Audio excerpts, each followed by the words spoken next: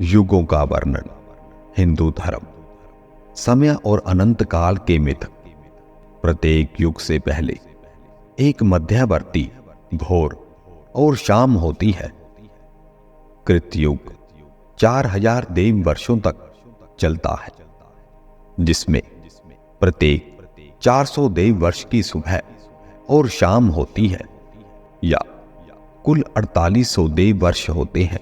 त्रेता कुल 3600 देव वर्ष, द्वापर 2400 देव वर्ष और कली यानी कि वर्तमान युग 1200 देव वर्ष।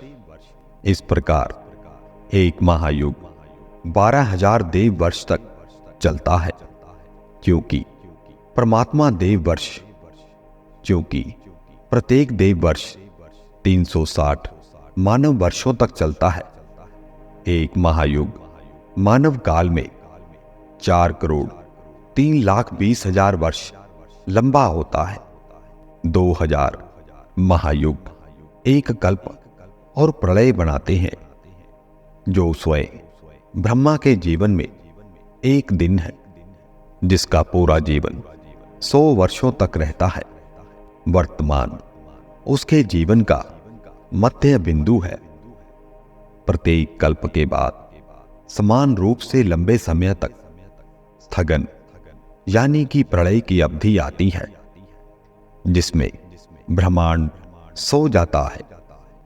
ऐसा प्रतीत होता है कि ब्रह्मा के जीवन के अंत में ब्रह्मांड समाप्त हो जाएगा, लेकिन ब्रह्मा भी असंख्य है और प्रत्येक नए ब्रह्मा के साथ एक नए ब्रह्मांड का पुनर्जन्म होता है।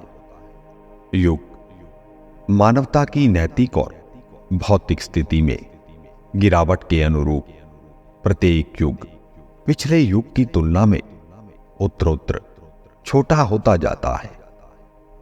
ऐसे 4 युग, जिन्हें भारतीय पासे के खेल में फेंकने के बाद कहा जाता है एक महायुग, यानी कि महान युग बनाते हैं। पहला युग कृता पूर्णता का युग था, जो 1,07,28,000 वर्षों तक चला। चौथा और सबसे पतित युग कली 3102 ईसा पूर्व में शुरू हुआ और 4,32,000 वर्षों तक चलेगा। कलयुग के अंत में दुनिया आग और बाढ़ से नष्ट हो जाएगी। चक्र फिर से शुरू होने पर इसे फिर से बनाया जाएगा।